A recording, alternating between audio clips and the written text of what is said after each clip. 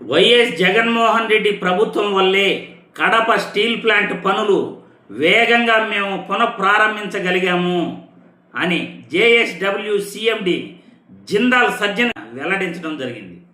Kadapa steel ప్లాంట్ను మేమే నిర్మిస్తున్నాం, మా వల్లే కడప స్టీల్ ప్లాంట్ వచ్చింది, మేము రాయలసీమకు అభివృద్ధి చేస్తున్నాము అని అబద్ధాలు చెప్తున్న చంద్రబాబు నాయుడు గారి మాటలు విన్న తర్వాత మనం స్టీల్ ప్లాంట్ శంకుస్థాపనకు ఎవరు పునాది వేశారు, ఎవరు భూ కేటాయింపులు చేశారు, ఎవరు నీటి కేటాయింపులకి పర్మిషన్ తెప్పించారు, ఎవరు పర్యావరణ అనుమతులు తెప్పించారు, ఎవరు రోడ్ల సౌకర్యం కల్పించారు, వీటన్నిటిపైన కూడా కూలంకుషంగా మనం క్రెడిట్ చోరీ చేస్తున్న చంద్రబాబు మాటలు విన్న తర్వాత మళ్ళీ మనం చర్చించుకుందాం.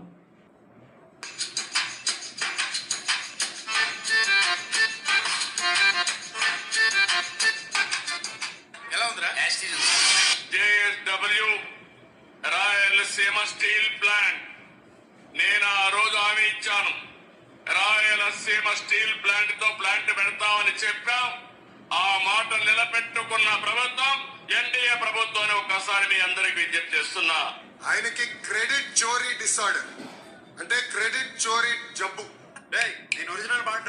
This steel plant has been a long cherished dream of Andhra Pradesh, of the people of Kadapa, and finally because of the persuasion, because of the hard work, because of the dedication, commitment of none other than your beloved Chief Minister Shri Jagan Mohan Ji, this project is going to see the light of the day.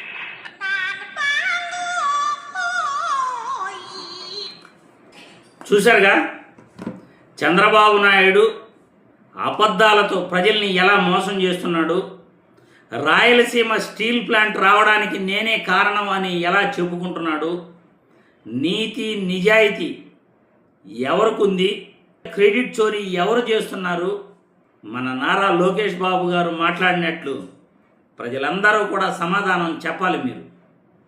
ఎందుకంటే ప్రజలకు నిజాలు తెలియాలి. రాయలసీమ కోసం ఎవరు ఏం చేశారు, రాష్ట్రం కోసం ఎవరు ఏం చేశారు, రాజకీయ నాయకుల యొక్క గుట్టు రట్టు చేయాలనే నేను వీడియోలు చేస్తూ ఉంటాను. ఈరోజు రాయలసీమ స్టీల్ ప్లాంట్కు అనుమతులు భూ కేటాయింపు, మొట్టమొదట భూ కేటాయింపు, తర్వాత నీటి కేటాయింపులకి పర్మిషన్ కానీ, పర్యావరణ పర్మిషన్ కానీ, రోడ్లకు పర్మిషన్ కానీ గత ప్రభుత్వంలోనే రావటం జరిగింది. అందుకే జేఎస్డబ్ల్యూ సిఎండి సజ్జన్ జిందాల్ గారు కూడా గత ప్రభుత్వంలో జగన్మోహన్ రెడ్డి కృషి వల్లే ఇవన్నీ కూడా మేము పనులు ప్రారంభించేందుకు అవకాశం కలిగింది. ఆయన కృషి లేకుండా ఉంటే మేము ఈ పనులు ప్రారంభించే వాళ్ళం కాదు అని కూడా క్లియర్గా చెప్పడం జరిగింది. అన్నీ జగన్మోహన్ రెడ్డి చేసిన తర్వాత ఈరోజు పనులు ప్రారంభించేటప్పుడు చంద్రబాబు నాయుడు అంతా నా క్రెడిటే అని చెప్పుకుంటున్నాడు. మరి అంతా నీ క్రెడిటే అని చెప్పేటప్పుడు సజ్జన్ జిందాల్ గారు ఎందుకు జగన్మోహన్ రెడ్డి కృషి ఉందని చెప్పుకొచ్చాడు? ఏ డేట్లో భూ కేటాయింపు జరిగిందో ఆ డేట్ చూపించండి. జీవో ఉంటుంది కదా, ప్రభుత్వ జీవో ఉంటుంది. ఏ డేట్లో భూ కేటాయింపులు చేశారు, ఏ డేట్లో పర్యావరణ అనుమతి వచ్చింది, ఏ డేట్లో నీటి కేటాయింపులు జరిగాయి, ఏ డేట్లో రోడ్లు వేసేందుకు పర్మిషన్ వచ్చింది, వీటన్నిటి జీవోలు ఉంటాయి. రాయలసీమ స్టీల్ ప్లాంట్ కోసం ఏ డేట్లో ఈ అనుమతులన్నీ వచ్చాయో ఒకసారి మీరు అఫీషియల్గా ప్రజలకు చూపించండి. మీరే గన రాయలసీమకు మంచి చేసేవారైతే, మీరే గనుక రాయలసీమలో స్టీల్ ప్లాంట్కు కృషి చేసిన వారైతే చూపించండి. మీరు భూ కేటాయింపులు చేసిన డేట్ చూపించండి, మీరు నీటి కేటాయింపులు చేసిన డేట్ చూపించండి, మీరు పర్యావరణ అనుమతులు ఎప్పుడు తీసుకొచ్చారో డేట్ చూపించండి, రోడ్ల కోసం మీరు ఎప్పుడు పర్మిషన్ ఇచ్చారో జీవో చూపించండి. మీకు ఆ దమ్ము ధైర్యం ఉందా చంద్రబాబు నాయుడు గారు? మీరు క్రెడిట్ చోరీ చేస్తున్నారా లేదా అనేది ప్రజలకి క్లియర్గా తెలుస్తూ ఉంది. ఆధారాలతో సహా ప్రజలకి అన్నీ తెలుస్తున్నాయి. మీరు క్రెడిట్ చోరీ చేస్తున్నారని తెలుస్తూ ఉంది.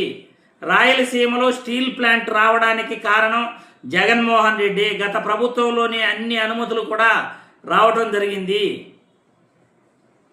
ప్రజలు మీ అభిప్రాయాలను కూడా కామెంట్ల రూపంలో తెలియజేయండి.